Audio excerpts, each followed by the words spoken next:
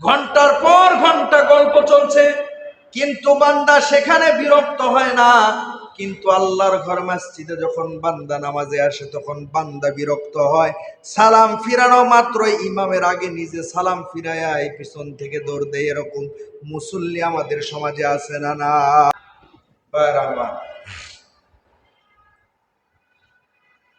আমরা সকলেই জান্নাতে যেতে চাই।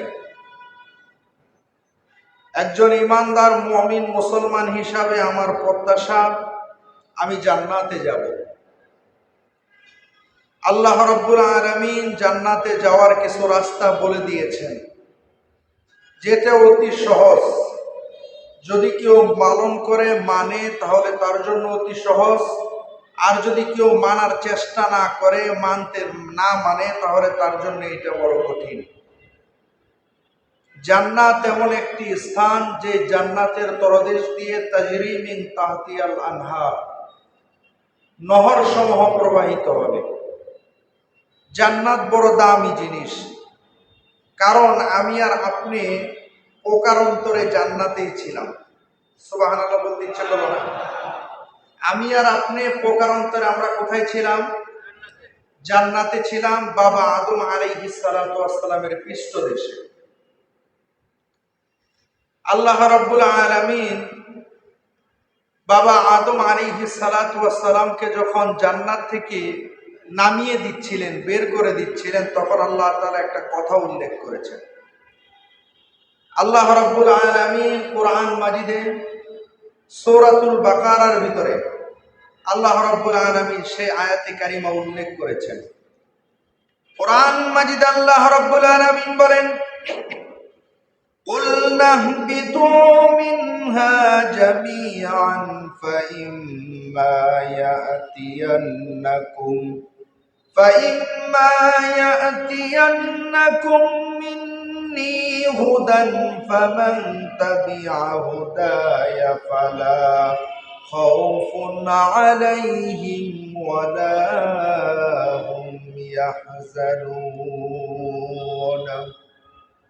রব তার আপন ভাষায় বলছেন, কুলনা বিতু মিনহা জামিআ, তোমরা সকলেই জান্নাত থেকে বাহির হয়ে যাও। বুঝে থাকলে বলেন তো জান্নাতের মধ্যে ছিল কয়জন? সবাই বলেন কয়জন? বাবা আদম আলাইহিস সালাতু ওয়াস সালাম, মা হাওয়া আলাইহিস সালাতু ওয়াস সালাম, এই দুজন জান্নাতে ছিল। কিন্তু আল্লাহ রাব্বুল আলামিন এখানে এক বচন শব্দ ব্যবহার না করে কুলনা বিতু মিনহা জামিআ, বহু বচন শব্দ এখানে কি জন্য আল্লাহ তাআলা ব্যবহার করলেন? আল্লাহ তাআলা এটা ব্যবহার করার একটা মহৎ উদ্দেশ্য হলো আমরা সকলেই প্রকারান্তরে বাবা আদম আলাইহিস সালাতু ওয়াস সালামের পৃষ্ঠদেশে জান্নাতুল ফেরদাউসের মধ্যে ছিলাম। বলেন সুবহানাল্লাহ। আর আওয়াজ দিয়ে বলি সুবহানাল্লাহ। আপনাদের কষ্ট হইতেছে? প্রকারান্তরে আমরা সকলেই বাবার পৃষ্ঠদেশে জান্নাতুল ফেরদাউসের মধ্যে ছিলাম। আল্লাহ রাব্বুল আলামিন সামান্য একটি গাছের কাছে, গাছের নিষিদ্ধ গাছের কাছে যাওয়া আল্লাহ তাআলা তার জন্য নিষেধ করে দিলেন। নিষিদ্ধ গাছের নিচে সেই ফল খাওয়ার কারণে আল্লাহ তাআলা দুনিয়াতে পাঠিয়ে দিলেন মা হাওয়া সহকারে। আল্লাহ রাব্বুল আলামিন এখানে স্পষ্ট ভাষায় বলছেন, কুলনা বিতু মিনহা জামিআ, তোমরা সকলেই জান্নাত থেকে বাইর হয়ে যাও। সকলেই বলতে বাহির তো হয়েছে দুইজন, কিন্তু বাবার পৃষ্ঠদেশে যে আমরা ছিলাম প্রকারান্তরে, এই জন্য আল্লাহ তাআলা জামিআ শব্দ ব্যবহার করেছেন। আল্লাহ তাআলা বলেন, তোমাদেরকে দুনিয়ায় পাঠিয়ে দিচ্ছি, ফাইম্মা ইয়াতিয়ান্নাকুম মিন্নী হুদান ফামান তাবিআ হুদায়া, আমি তোমাদেরকে দুনিয়ার মধ্যে পাঠিয়ে দিয়ে এমনিতেই তোমাদেরকে ছেড়ে দিব না। আমার পক্ষ থেকে হেদায়েতের কিতাব তোমাদের কাছে পৌঁছে দিব। এই হেদায়েতের কিতাব অনুযায়ী যারা আমল করবে, এই হেদায়েতের কিতাব অনুযায়ী যারা চলবে, এই হেদায়েতের কিতাব অনুযায়ী যারা নিজের জীবনকে পরিবর্তন করবে, আমি আল্লাহ তাআলার হুকুমের অনুসরণ করবে, আমি আল্লাহ তাআলার হুকুমের চলবে। ফালা খাউফুন আলাইহিম ওয়ালা হুম ইয়াহজানুন, তাদের কোনো ভয় নাই, তারা চিন্তিতও হবে না। বলেন সুবহানাল্লাহ। আল্লাহ তাআলা বলেন আমার পাঠানো কিতাব, এই কিতাবকে যদি ধরে রাখো, হেদায়েতের কিতাব আল্লাহ তাআলা 104 খানা আসমানি কিতাব নাজিল করেছেন। এই 104 খানা আসমানি কিতাবের মধ্য থেকে একটা কিতাবের নাম হলো কোরআন মাজিদ। নাম কি? কোরআন মাজিদ। এই কিতাবকে আল্লাহ তাআলা শ্রেষ্ঠতম কিতাব হিসাবে ঘোষণা করে দিয়েছেন। ইন্নাহু লাকুরআনুন কারীম, সম্মানিত কিতাব হিসাবে আল্লাহ তাআলা ঘোষণা করেছেন। এই কিতাব আল্লাহ তাআলা নাজিল করার পর 103 খানা আসমানি যে পূর্ববর্তী কিতাব ছিল, পূর্ববর্তী কিতাবের হুকুমগুলোকে আল্লাহ তাআলা বন্ধ করে দিয়ে কোরআন নাজিল করে হেদায়েতের জন্য গোটা পৃথিবীর মানুষের কাছে আল্লাহ হেদায়েত স্বরূপ নবীর মাধ্যমে আল্লাহ তাআলা কোরআন নাজিল করে দিয়েছে। বলেন সুবহানাল্লাহ। মুসলমান ভাইরা আমার, বাবা আদম আলাইহিস সালাতু ওয়াস সালাম জান্নাতের মধ্যে ছিলেন, জান্নাতুল ফেরদাউস, যেটা জান্নাতের মধ্যে সবচাইতে দামি জান্নাত।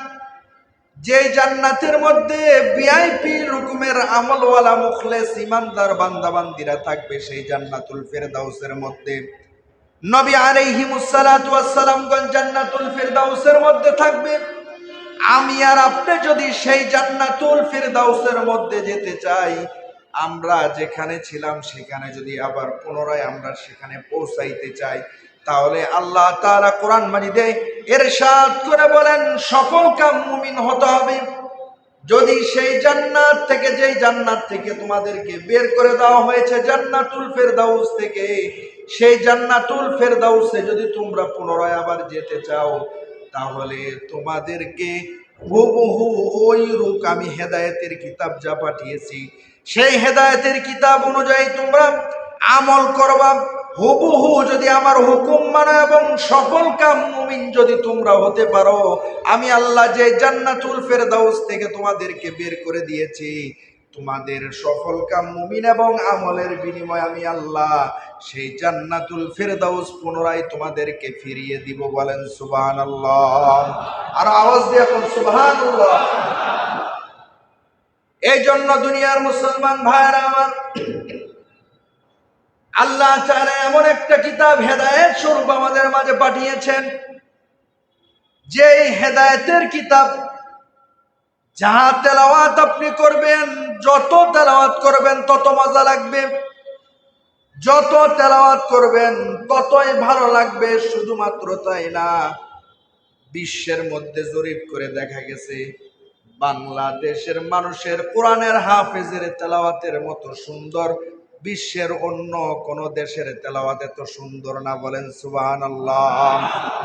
গত কয়েকদিন আগেই তুরস্ক থেকে আমাদের বাংলাদেশেরই একটা সন্তান হাফেজ মুআজ মাহমুদ, নাম হলো কি মুআজ মাহমুদ, তিনি প্রথম স্থান অর্জন করেছেন। সারা পৃথিবীর বুকের মাঝে প্রথম স্থান অর্জন করে দেশের নাম সুনাম করেছে। আর তোমরা উলঙ্গপনা নারীরা হাফ প্যান্ট পরে ফুটবল খেলেছে, খালি খোলা বাস দিয়ে তাদেরকে ঘুরিয়ে ঘুরিয়ে প্রদর্শনীয় করেছ।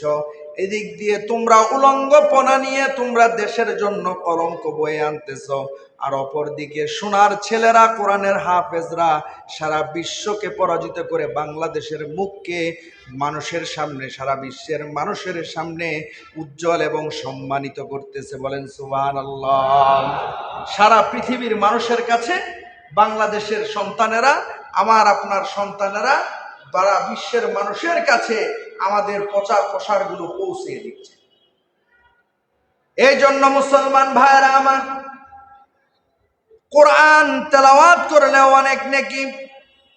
এই কোরআন এত দামি একটা কোরআন, যে কোরআনের ভিতরে বিন্দু পরিমাণ কোনো ভুল নাই। নবী করিম সাল্লাল্লাহু আলাইহি ওয়াসাল্লাম বলেন, আল্লাহ তাআলা যখন আমার উপরে এই কিতাবটা নাজিল করেন সর্বপ্রথম, তখন আমি বিতশ্রন্ত হয়েছিলাম, তখন আমি ভয় পেয়েছিলাম। খাদিজা আমাকে কম্বল দ্বারা আবৃত করেছে। আল্লাহ তাআলা 23 বছরে কোরআন কারীম নাজিল করেছেন। এই কোরআনে কারীম নাজিল করে হেদায়েতের বাণী স্বরূপ আল্লাহ তাআলা এই কোরআনুল কারীমের মধ্যে স্পষ্ট ভাষায় বলে দিয়েছেন, বান্দা, যে জান্নাতুল ফেরদাউস থেকে তুমি চলে এসেছো, যে জান্নাতুল ফেরদাউস থেকে তোমাকে বের করে দেওয়া হয়েছে, সেই জান্নাতুল ফেরদাউসে যদি তুমি পুনরায় প্রবেশ করতে চাও, তাহলে আল্লাহ তাআলার পাঠানো হেদায়েতের কিতাবকে তোমার ধরতে হবে। আর এই হেদায়েতের কিতাবে যা উল্লেখ করা আছে সেটাকে পরিপূর্ণভাবে যদি তুমি মানতে পারো, তাহলে তুমি সফলকাম মুমিন হবা।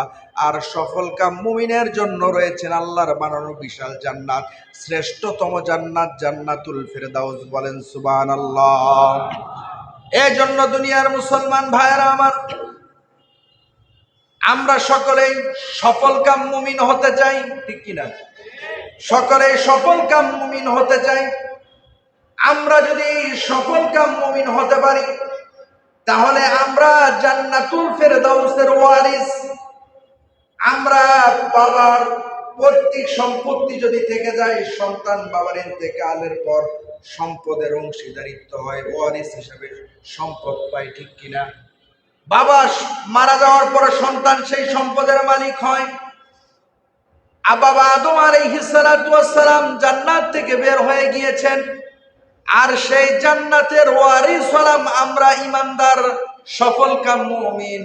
এই জন্য কোরআন মাজিদ আল্লাহ রাব্বুল আলামিন, আজকে আমি যে সূরাটার তাফসীর আপনাদের সামনে বর্ণনা করব, এই সূরাটা হলো কোরআন মাজিদের 18 নম্বর সূরার সূরা মুমিনুন। কত নম্বর সূরা? 18 নম্বর পারা। কত নম্বর পারা? 18 নম্বর পারার প্রথম সূরা, যে সূরার নাম হলো সূরা মুমিনুন। আল্লাহ রাব্বুল আলামিন সফলকাম মুমিনের কি কি বৈশিষ্ট্য থাকবে সেই কথা আল্লাহ তাআলা এই সূরার মাঝে উল্লেখ করেছেন। আপনি নিজের জীবনের সাথে মিলিয়ে দেখবেন যে আপনার ভিতরে এই গুণগুলো আছে কিনা। যদি মনে করেন আপনার ভিতরে এই গুণগুলো আছে, তাহলে নিঃসন্দেহে আপনি জান্নাতুল ফেরদাউসের ওয়ারিস, আপনি জান্নাতুল ফেরদাউসে প্রবেশ করবেন। বলেন সুবহানাল্লাহ। মুসলমান ভাইয়ারা আমার, এই সূরাটা মক্কায় অবতীর্ণ হয়েছে। কোথায়? নবীজির মক্কা জীবন অবতীর্ণ হয়েছে। এই সূরাটা মাক্কি সূরা। এই সূরার আয়াত সংখ্যা 118টি। আয়াত সংখ্যা কত? 118টি। কোরআন মাজিদের 23তম সূরা। কততম সূরা? 23তম সূরা। হাফজ কোরআন মাজিদের 18 নম্বর পারার প্রথম সূরা। সুবহানাল্লাহ বললেন না? আজকে এই সফলকাম মুমিন কিভাবে হতে হয়, আজকে আপনাদেরকে সফলকাম মুমিন বানিয়ে ইনশাআল্লাহ বাড়িতে পাঠাবো। ইনশাআল্লাহ বলেন, আওয়াজ দিয়ে বলেন না ইনশাআল্লাহ। আপনারা সকলে সফলকাম মুমিন হতে চান না? জান্নাতুল ফেরদাউসের ওয়ারিস হতে চান না? জান্নাতুল ফেরদাউসের মালিকানা নিতে চান না? জান্নাতুল ফেরদাউসের মালিকানা কিভাবে নেওয়া যায়, সেই কথাটাই আল্লাহ রাব্বুল আলামিন এই কোরআন মাজিদে এই সূরার প্রথম পৃষ্ঠা উল্লেখ করেছেন। নবী করিম সাল্লাল্লাহু আলাইহি ওয়াসাল্লাম বলেন, ও আমার সাহাবীরা শোনো, তোমরা যদি সফলকাম মুমিন হতে চাও, তাহলে তোমার ভিতরে 7টা গুণ লাগবে। কয়টা গুণ? 7টা গুণ যদি তোমার ভিতরে থাকে, তাহলে তুমি বুঝে নিবা তুমি সফলকাম মুমিন। আর যদি এই 7টা গুণ তোমার মধ্যে না থাকে, তাহলে তুমি মনে করবা তুমি সফলকাম মুমিন হতে পারো নাই। তুমি সফলকাম মুমিন হতে পারো নাই। 7টা গুণের ভিতরে নবী করিম সাল্লাল্লাহু আলাইহি ওয়াসাল্লাম সাহাবীদেরকে আয়াত তেলাওয়াত করে বলছেন, ক্বাদ আফলাহাল মুমিনুনাল্লাযীনা হুম ফি সালাতিহিম খাশিউন। আল্লাহ রাব্বুল আলামিন বলেন, হে রাসূল, আপনি আমার উম্মতদেরকে জানায় দেন সফলকাম মুমিনের বৈশিষ্ট্য হলো ক্বাদ আফলাহাল মুমিনুন। সফলকাম মুমিন তো তারাই যারা আল্লাযীনা হুম ফি সালাতিহিম খাশিউন। যে বান্দা বান্দিরা বিনয় আবরত চিত্তে একাগ্র ধ্যান ও মগ্নতার সাথে যে বান্দা নামাজ আদায় করে তার রবের সামনে সিজদায় পড়ে থাকে, বলেন সুবহানাল্লাহ। সফল কাম মুমিনের এক নাম্বার বৈশিষ্ট্য হলো আল্লাযীনা হুম ফি সালাতিহিম খাশিউন। বিনয় আবরত চিত্তে একাগ্র ধ্যান ও মগ্নতার সাথে বান্দা আল্লাহর সামনে দাঁড়াবে এবং আল্লাহর সামনে বান্দা সিজদায় রুজু হবে, বান্দা রুকুতে রুজু হবে, বান্দা তাশাহুদের বৈঠকে বসে থাকবে, বান্দা নামাজে তেলাওয়াত করবে। কিন্তু নামাজ শুধু পড়লেই হবে না, আল্লাহ তাআলা এখানে বলে দিয়েছেন বিনয় আবনত চিত্তে একাগ্র ধ্যান ও মগ্নতার সাথে নামাজ আদায় করতে হবে, বলেন সুবহানাল্লাহ। সবাই বলেন সুবহানাল্লাহ।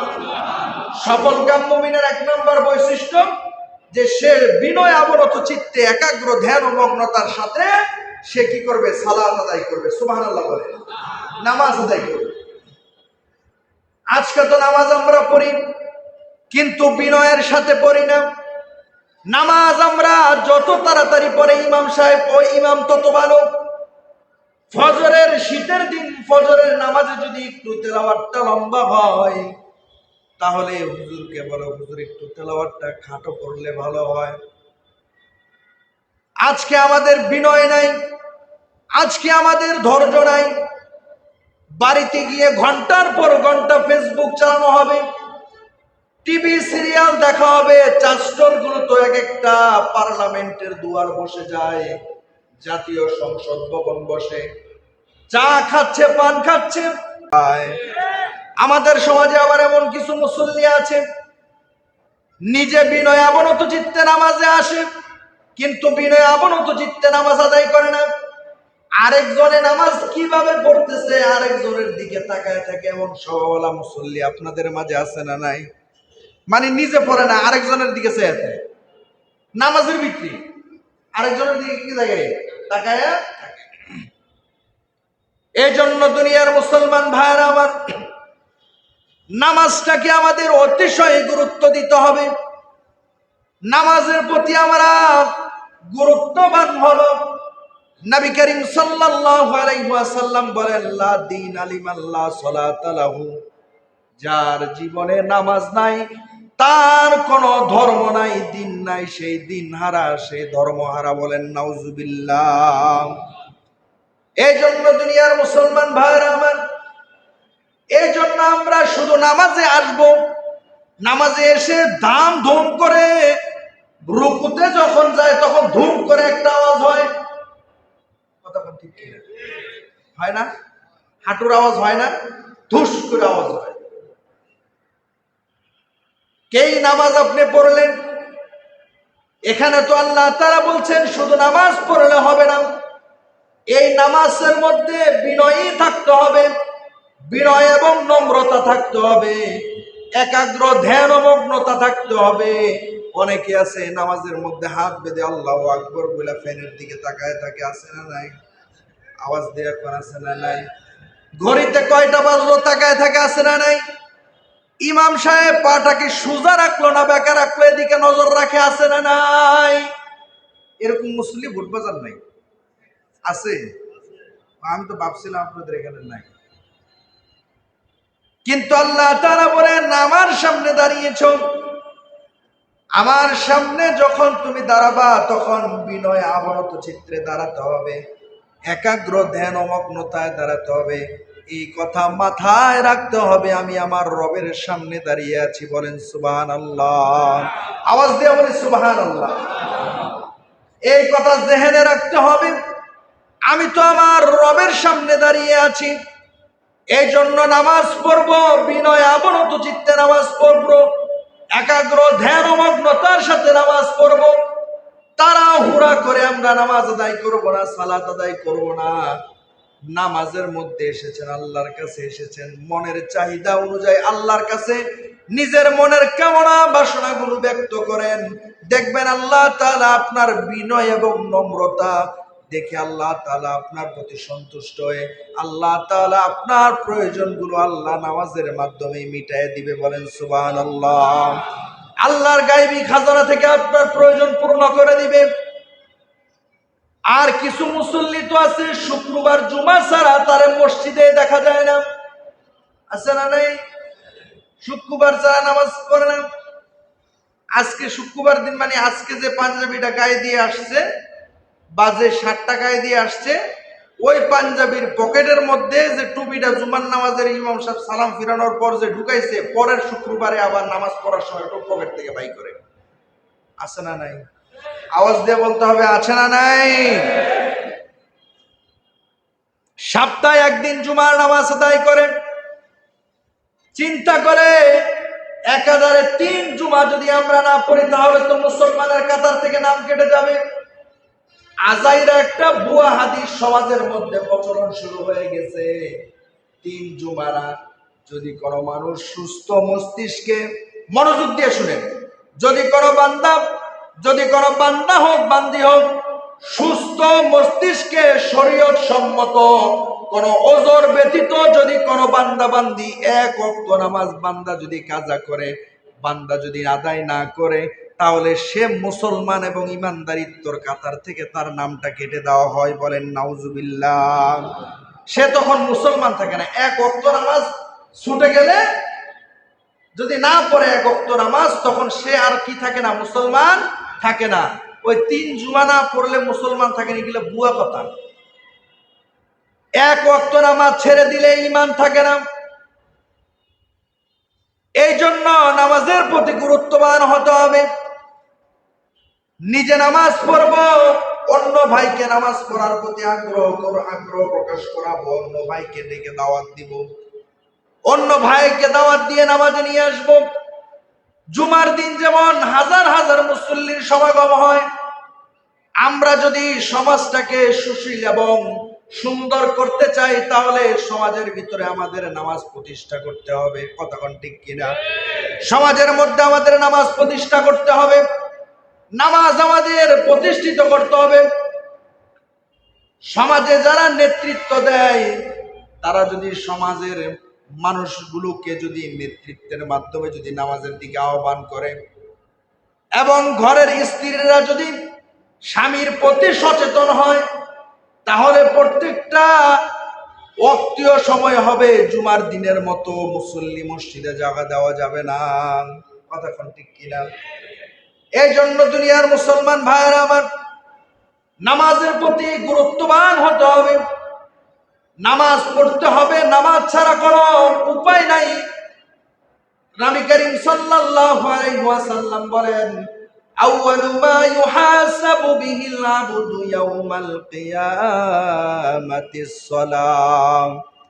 বান্দা তুমি যাকাত দিয়েছো কিনা, বান্দা তুমি দান সদকা করেছো কিনা, বাইতুল্লাহ গিয়ে হজ করেছো কিনা, এই কথা আল্লাহ তাআলা সর্বপ্রথম জিজ্ঞেস করবেন না। আল্লাহ তাআলা সর্বপ্রথম যেই জিনিসটা দিয়ে আল্লাহ বান্দার হিসাব শুরু করবেন, সেই শব্দটার নাম হলো নামাজ। বলেন সুবহানাল্লাহ। কিয়ামতের মাঠে সর্বপ্রথম নামাজের হিসাব নেওয়া হবে। এই জন্য দুনিয়ার মুসলমান ভাইরা আমার, আস-সালাতু মিফতাহুল জান্নাত, নামাজ হলো বেহেশতের চাবি। এই জন্য নামাজ ছেড়ে দেওয়া যাবে না, নামাজ ছেড়ে দেওয়া যাবে না। আজকে আমরা নামাজের প্রতি এতটাই গাফেল, আমরা ইসলামী রাষ্ট্র কায়েম করতে চাই। আজও পর্যন্ত যারা ইসলামী রাষ্ট্র কায়েম করার চিন্তা ভাবনা যারা মগ্ন আছেন, আমি মনে করি পরবর্তী সময়ে যারা সরকার প্রধান হিসাবে যারা দায়িত্ব পালন করবে, যারা সরকার হবে, যারা দেশ পরিচালনা করবে, প্রধানমন্ত্রীর দায়িত্ব পাবে, পার্লামেন্টের যতগুলো আসন আছে প্রত্যেকটা আসন থেকে যেন পার্লামেন্ট থেকে যেন আইন করে দেওয়া হয়, সোনার বাংলাদেশে 95 থেকে 96% মুসলিম অধ্যুষিত এই দেশে 5 ওয়াক্ত নামাজ মানুষের জন্য বাধ্যতামূলক করে দিতে হবে।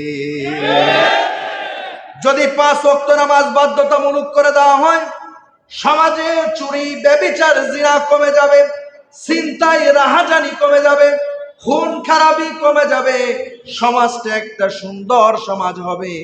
আর যদি পার্লামেন্টে যদি আপনি এটা বাস্তবায়ন না করতে পারেন, বাংলাদেশের পার্লামেন্টে সব কিছু সোনার বাংলাদেশের পার্লামেন্টে সব কিছু বাস্তবায়ন করা সম্ভব?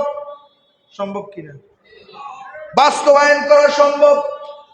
যদি সাধারণত একটা বালিশের বাজেট যদি 27,000 টাকা হয়, পদ্মা সেতু বানানোর এক বস্তা সিমেন্টের দাম যদি 30,000 টাকা হয়, সোনার বাংলাদেশে নামাজ বাস্তবায়ন করা এটা সরকার প্রদানের জন্য কোনো ব্যাপার না। কথা কোন ঠিক কিনা?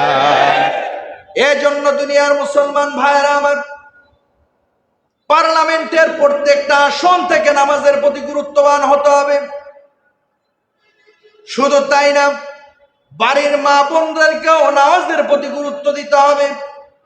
এমন ভাবে বলে দিবেন, যদি স্ত্রী নামাজ আদায় না করে বলবেন বে নামাজের হাতের রান্না আমি খাবো না। আমাকে এক মুরব্বী একটা ঘটনা শোনাইছিলেন। ঘটনাটা ঠিক এরকম যে সকলেই মসজিদে অক্তীয় নামাজে এত মুসল্লি হয় না। তা সমাজের প্রত্যেকটা যারা জ্ঞানী গুণী বা প্রভাবশালী যারা সমাজ পরিচালনা করেন, সভাপতি, সেক্রেটারি, অন্যান্য সম্মানী ব্যক্তিরা একটা উদ্যোগ নিলেন যে সমাজের সবগুলো মানুষে কিভাবে মসজিদে আনা যায়। তখন তারা এলান করলেন। এলানের ধরনটা এমন ছিল, প্রত্যেকটা বাড়িতে বাড়িতে গিয়ে চিঠি এবং এলান পৌঁছে দিয়েছে, আগামী কালকে থেকে যদি আপনার স্বামী 5 ওয়াক্ত নামাজ মসজিদে গিয়ে জামাতে আদায় না করে, তাহলে আপনার স্বামীকে আরেকটা করে বিবাহ করায় দেওয়া হবে। নামাজ যদি না আসে তাহলে আরেকটা করে কি করাই দিব? আমরা সমাজবাসী দইরা তারে বিয়া করাই দেব। কারণ আপনি বেনামাজি বউ সমাজে রাখবো না, বেনামাজি আমরা এই সমাজে থাকতে চাই না, এই সমাজে রাখতেও চাই না। নামাজি একটা দিনদার মেয়ে দেখে তারা বিয়া করাই দেব। সমাজবাসী যখন এই উদ্যোগ নিছে, পরের দিন সকালবেলা বউতে চিন্তা করতে খাইছে, ফজরে যদি না যায় আর যদি সমাজবাসী জানতে পারে ঘরের মধ্যে বিয়া করাই দেব, ঘরে কি কেউ যায় না শুনে সতী নামতে চায়, রাত 3টা বাজে উঠটা ডাকা শুরু করছে, এই ফজরের নামাজে যাবে না। রাত 3টা বাজে উঠা ডাকা শুরু করছে, এই ফজরের নামাজ যাবে না। কয় আজান তো দেয় না। কয় আজান লাগবো না, তাড়াতাড়ি আপনি যাও, আজান দিব নি যাইতে যাইতে। কথা কোন ঠিক কিনা? আপনাদের সমাজে বাস্তবতা যদি এরকম মিলানো যেত যে একটা পুরুষ যদি 5 ওয়াক্ত নামাজ জামাতে আদায় না করে, তাহলে তার স্ত্রীর কাছে বার্তা, আমরা সমাজবাসী মিলে, এলাকার দায়িত্বশীলরা মিলে তারে আরেকটা বিয়া করাই দিব। দিনদার বউ দেখা, নামাজি বউ দেখে কি করে দেব? বিয়া করাই দেব। তাহলে দেখবেন এই সমাজের মধ্যে ওই স্ত্রীও নামাজি হবে, স্বামীও দিনদার নামাজি হয়ে যাবে। কথা কোন ঠিক কিনা? যাই হোক, এটা একটা কাল্পনিক একটা ঘটনা শুনাইলাম আপনাদের। এই জন্য নামাজের প্রতি আমাদের গুরুত্ব দেওয়া হতে হবে। নামাজের প্রতি আমাদের গুরুত্ব অতি কম আমাদের গুরুত্ব নামাজের প্রতি। নবী করিম সাল্লাল্লাহু আলাইহি ওয়াসাল্লাম একজন অন্ধ সাহাবীকেও পর্যন্ত নামাজে জামাতে আসার ব্যাপারে আল্লাহর নবী নিষেধ করেন নাই।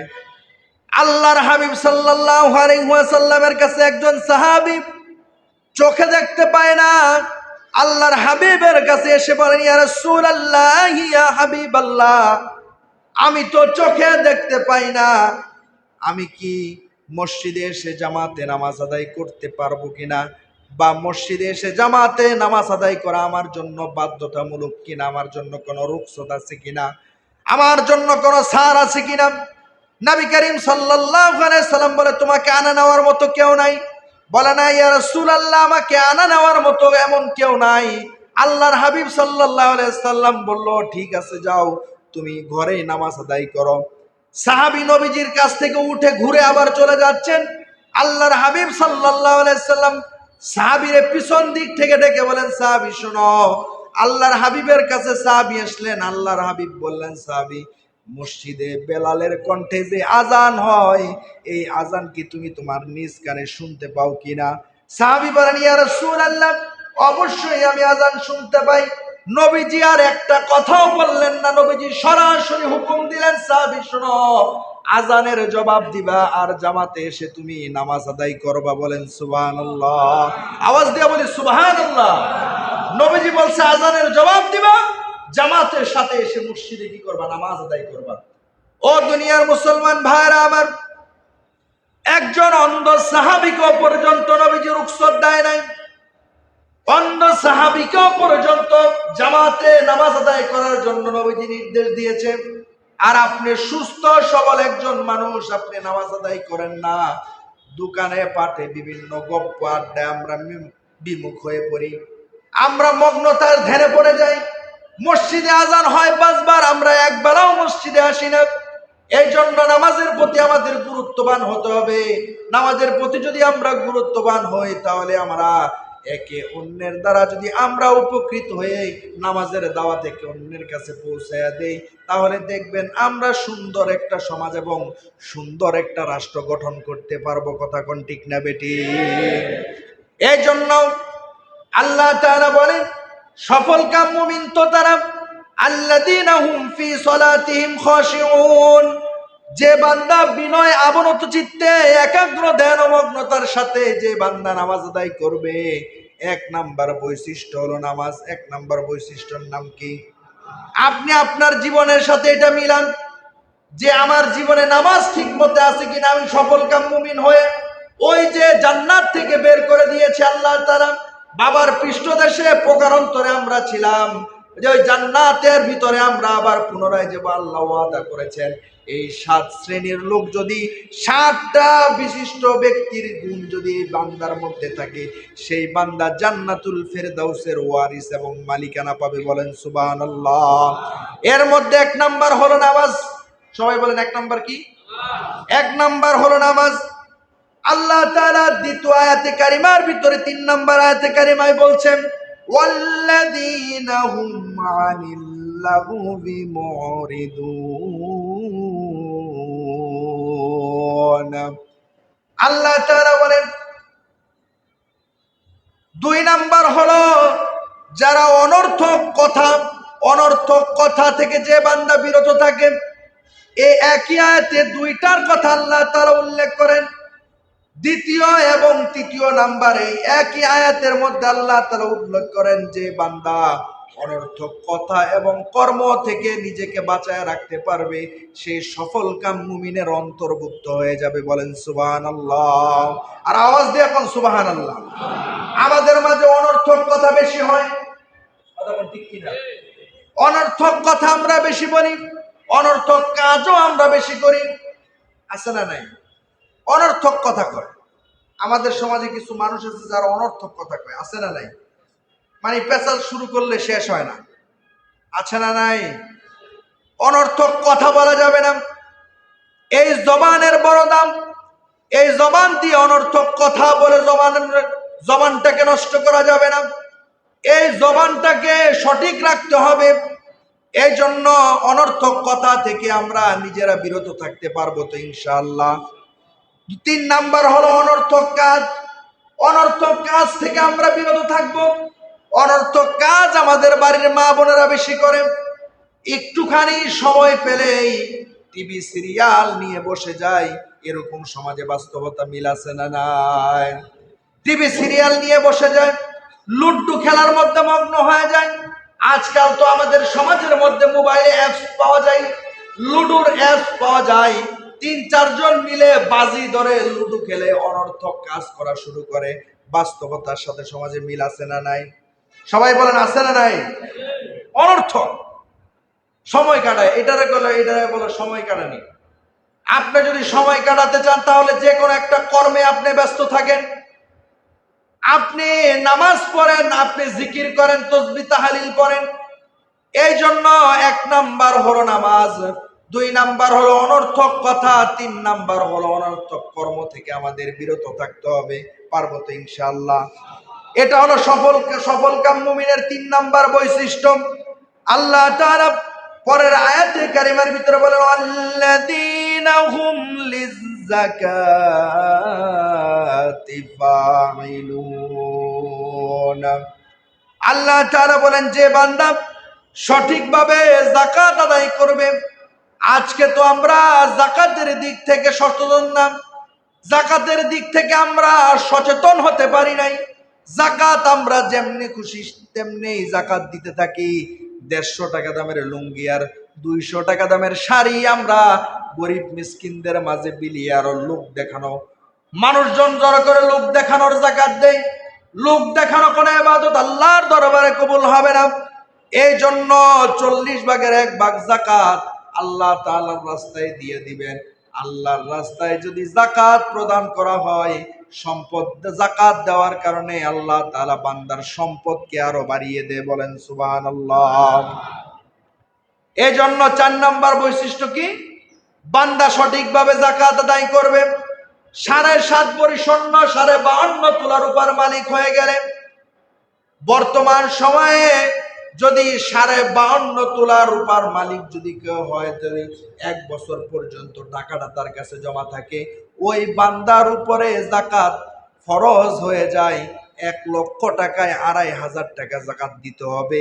নামাজ যেমন ফরজ, হজ যেমন ফরজ, বান্দা যাকাত প্রদান করাটাও ফরজের অন্তর্ভুক্ত। কথা কোন ঠিক না বেটি? যাকাত দিতে হবে। এই জন্য 4 নাম্বার বৈশিষ্ট্য হলো যে বান্দা যাকাতটা সঠিকভাবে দিতে হবে। 5 নাম্বারে আল্লাহ তাআলা বলেন ওয়াল্লাযীনা হুম লিফুরুজিহিম হাফিজুন। আল্লাহ তাআলা বলেন, কয় নাম্বার গেল? 4 নাম্বার। 5 নাম্বার আল্লাহ তাআলা বলেন ওয়াল্লাযীনা হুম লিফুরুজিহিম হাফিজুন। যে বান্দা নিজের লজ্জাস্থানের হেফাজত করবে। কিসের হেফাজত? লজ্জাস্থানের হেফাজত করবে। ওই বান্দা সফল কাম মুমিনের অন্তর্ভুক্ত। আজকে সমাজের মাঝে জিনা সয়লাভ হয়ে গিয়েছে, পরকীয়া প্রেম সমাজে বেড়ে চলেছে। কথা কোন ঠিক কিনা? সমাজের সংসার ধ্বংস হয়ে যাচ্ছে। স্বামী আরেকজনের লগে লাইন মারে, আর স্ত্রী আরেকজনের লগে লাইন মারে। রাত্রে একত্রিত করে এসে যখন একত্রিত হয়, স্ত্রী স্বামীকে খাবারটাও বেড়ে দেয় না, স্বামী নিজের খাবার নিজে বেড়ে খায়। এরকম আমাদের কাছে বহু মুসল্লি এসে অভিযোগ করে, হুজুর বিবাহ করেছি, সন্তান আছে একটা 7 বছরে, শুধু সন্তানের মুখের দিকে, চেহারার দিকে তাকিয়ে কিছু বলতে পারি না, না পারি স্ত্রীকে তালাক দিয়ে দিতে। সন্তান অসহায় হয়ে যাবে, সন্তান সরে যাবে, খারাপ হয়ে যাবে। এই জন্য ধৈর্য সহ্য করে এই স্ত্রীর সাথে সংসার করি। এরকম বাস্তবতা আমাদের সমাজে আছে না নাই?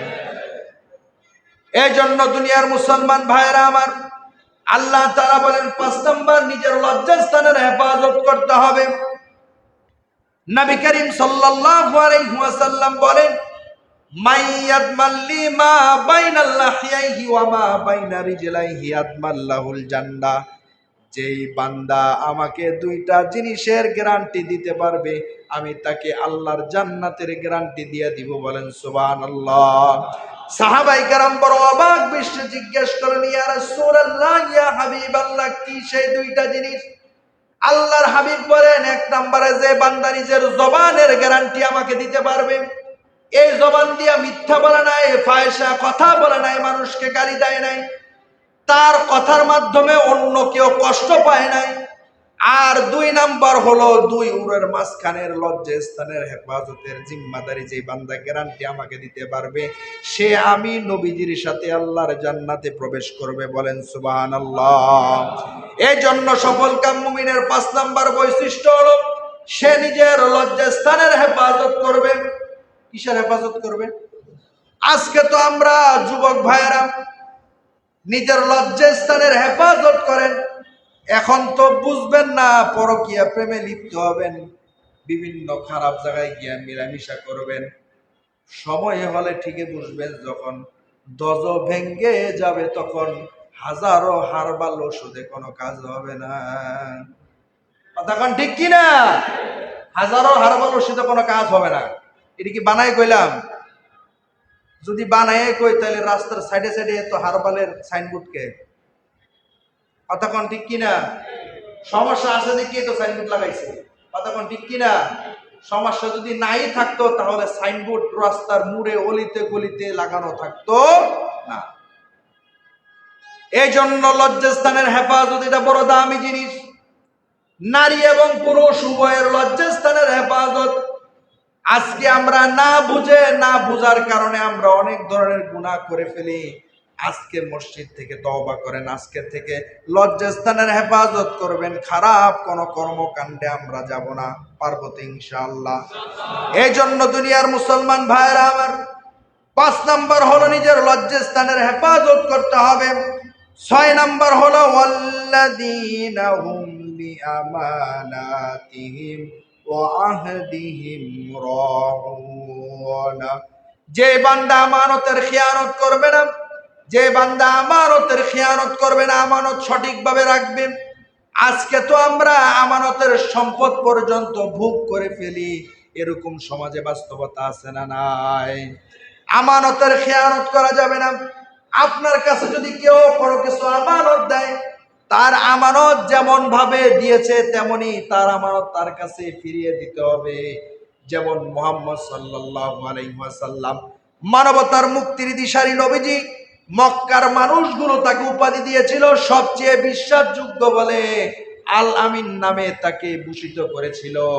মক্কার মুশরিক কাফেররাও পর্যন্ত নবীজিকে এতটা বিশ্বাস করত যে নিজেদের সম্পদে নিয়ে নবীজির কাছে আমানত রাখতো। বলেন সুবহানাল্লাহ।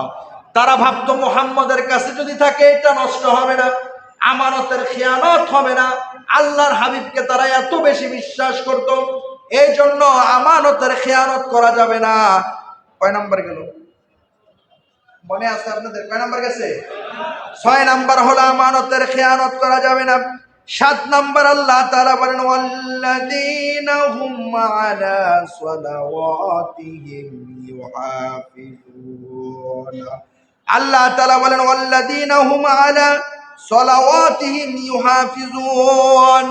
যে বান্দা নিজের নামাজের হেফাজত করবে, নামাজটাকে বান্দা যথা সময় আদায় করবে, এই 7টা গুণ যদি কোনো বান্দা বান্দির মধ্যে থাকে, ওই বান্দা সফল কাম মুবিন, তার ঠিকানা হবে জান্নাতুল ফেরদাউস। বলেন সুবহানাল্লাহ। আর আওয়াজ দিয়ে কোন সুবহানাল্লাহ। এই 7টা জিনিস মনে রাখতে পারবেন তো ইনশাআল্লাহ? 1 নাম্বার কি?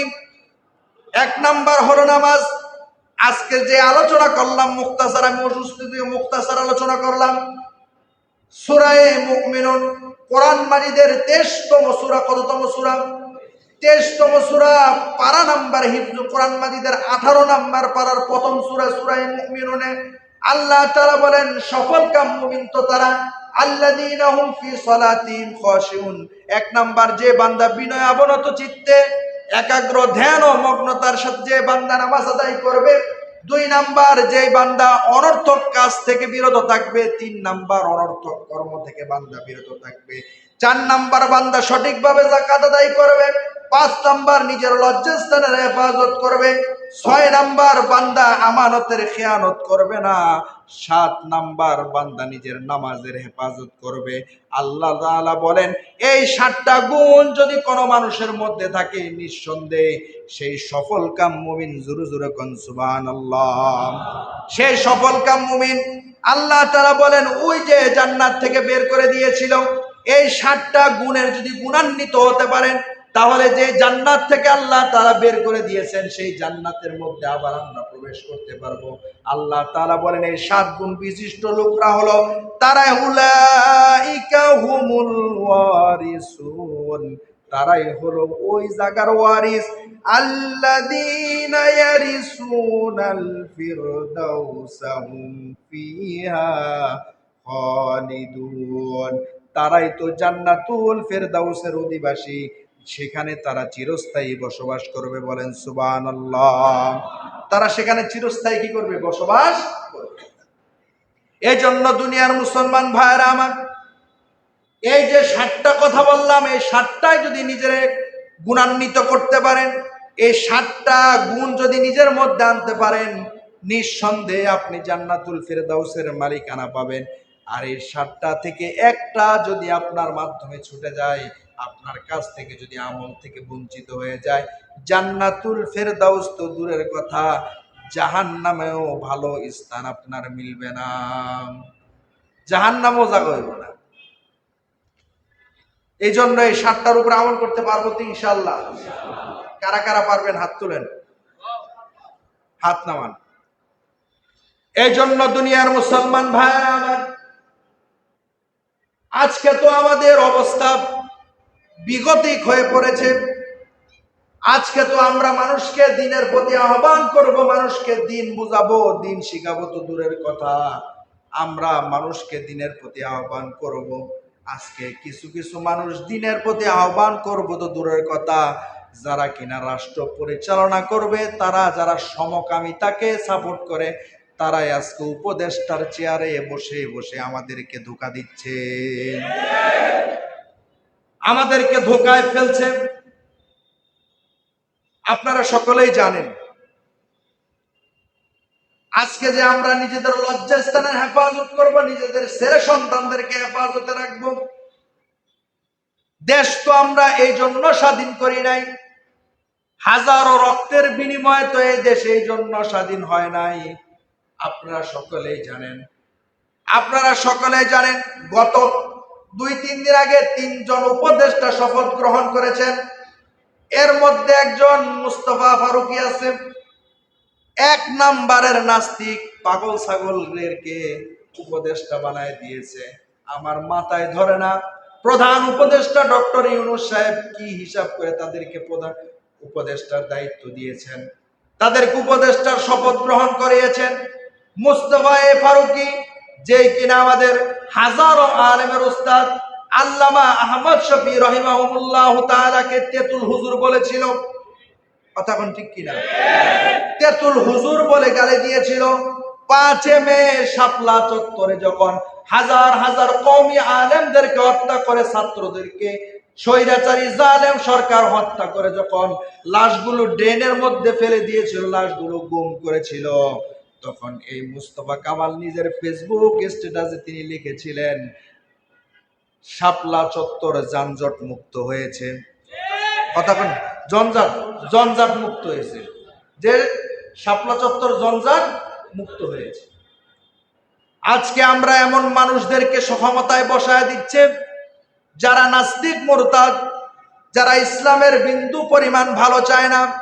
এই জন্য দুনিয়ার মুসলমান ভাইয়েরা আমার, আমরা স্পষ্ট ভাষায় বলতে চাই, যারা কিনা আলেমরে সম্মান দিতে জানে না, তার দ্বারা জাতির কোনো উপকার হতে পারে না। আওয়াজ দেয়া কোন ঠিক কিনা? যে জাতি আলেমরে সম্মান দিতে জানে না, যে জাতি আরেকজন মুসলমানের সম্মান দিতে জানে না, সে কখনো জাতির জন্য কল্যাণ বয়ে আনতে পারে না। আজকে অবস্থা কতটাই খারাপ,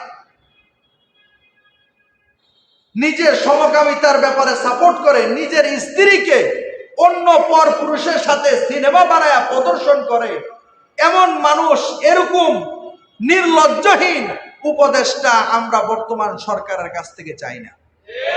কারা কারা চান না? দুহাত উঁচু করেন।